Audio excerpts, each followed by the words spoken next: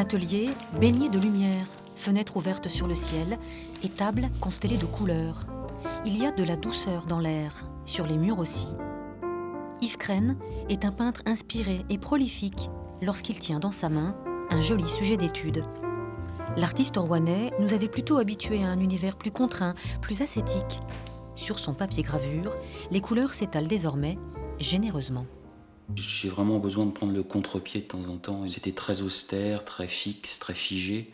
Et là, je passe à de la couleur avec du mouvement, donc c'est complètement opposé. Là, j'ai trouvé de la liberté, en fait, je m'amuse. Le peintre s'amuse de la chorégraphie des enfants sur la plage, de ceux qui courent, de ceux qui creusent. Le bord de mer en été est une terre d'inspiration infinie. L'artiste va se nourrir du mouvement des corps, de l'attitude des baigneurs, de cette récréation en plein air. C'est qu'on en fait un, et puis on a envie d'en faire un autre, de le faire encore mieux.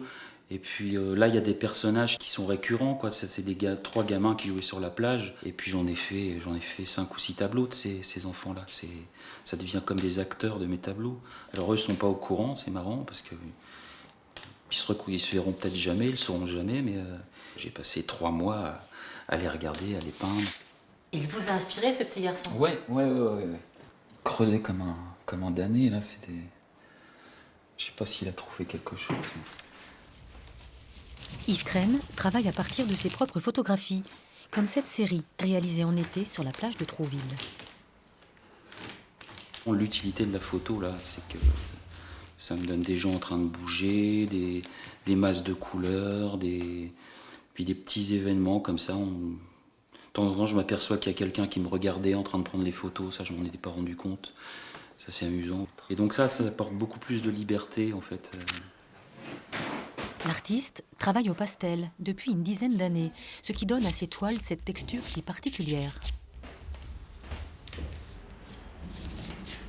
Ça, c'est un plaisir vraiment tactile, sensuel. C'est un travail manuel. Et puis en plus, là, c'est un travail au début. On peut y aller vraiment franco. Il y a le plaisir de toucher la matière. Les idées là-dedans, les concepts, tout ça, ça passe derrière parce que là, je suis dans quelque chose de physique et de... Je bricole. Lorsque le pastel est posé, Yves a encore, dit-il, du bricolage à faire.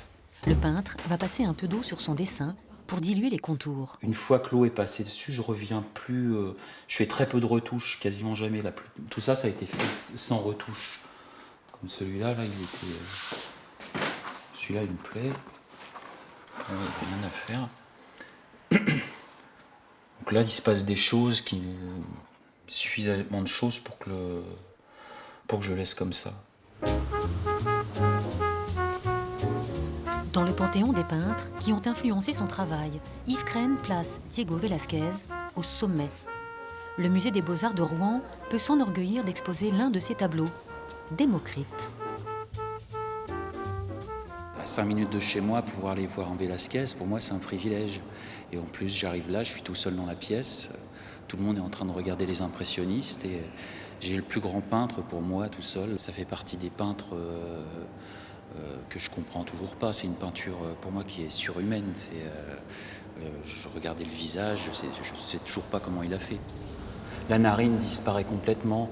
On voit entre le menton et la lèvre et les dents, on peut pas définir de limite. Tout ça, ça passe comme ça.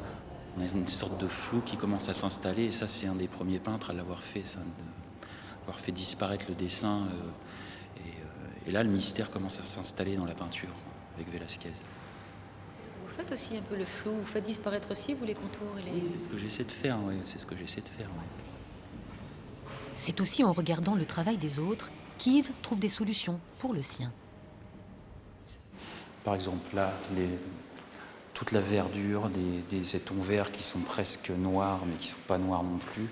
Ça, je m'en suis servi. Je suis venu le voir plusieurs fois pour voir comment c'était fait, comment c'était composé. Ça me donne envie de travailler quand je sors d'ici.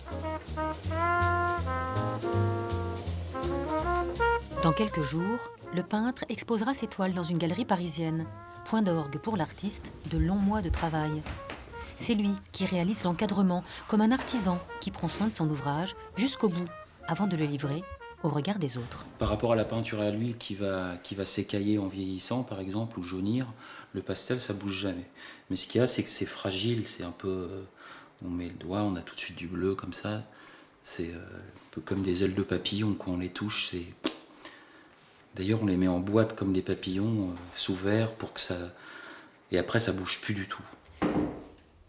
Soumettre son travail à appréciation, c'est une part de son intimité que délivre l'artiste. Alors son cœur balance entre appréhension et contentement.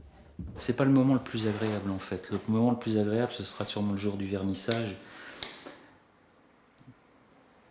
Et puis après, donc là je pourrais savourer si ça a fonctionné ou pas. Mais là vous êtes plutôt content de votre travail? Ouais, ça va. Ouais. Je pense que ça devrait plaire. Le travail livré, l'étoile exposée, c'est à nous qui les regardons d'évoquer nos émotions, de convoquer nos sentiments. L'imagination prend le relais de ces bribes de vie révélées, effleurées, impressionnées. La peinture d'Yves Creine nous touche comme une cartographie de nos propres rêves, de nos pensées intimes. Ces temps-ci, l'artiste a le cœur plus léger qu'à d'autres moments de son œuvre, et nous en profitons avec lui.